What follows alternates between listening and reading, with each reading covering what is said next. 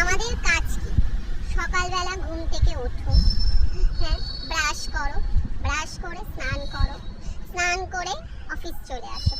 অফিসে এসে নানান লোকের নানান রকমের বক্তব্য থাকে, এই কাজ করো, ওই কাজ করো, এই নাম্বার হয়নি, ওই নাম্বার হয়নি, আজকে পেমেন্ট লাগবে, আজকে এত টাকা, লাখ লাখ টাকার খালি গল্প হয়, ঠিক আছে।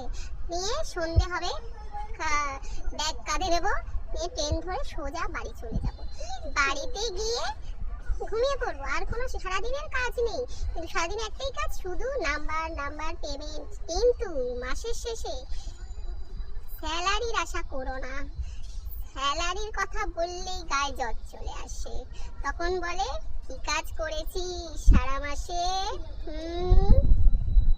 তাই তো তুমি চাই তুমি তোমার কর্ম করে যাও। আমাদের বসের বক্তব্য কর্ম করে যাও, ফলের আশা করো না। কিন্তু ফল কিন্তু পাবে না সহজে, কর্ম করে যাও মন দিয়ে। ঠিকই বলেছে, শুধু কর্মের আছে, ফল যে হয় ফলটা খাবার অধিকার নেই আমাদের। আর অধিকারগুলো ওদেরই আছে যারা কর্ম না করছে, শুয়ে শুয়ে টাকা ইনকাম করছে ভিডিও কলে।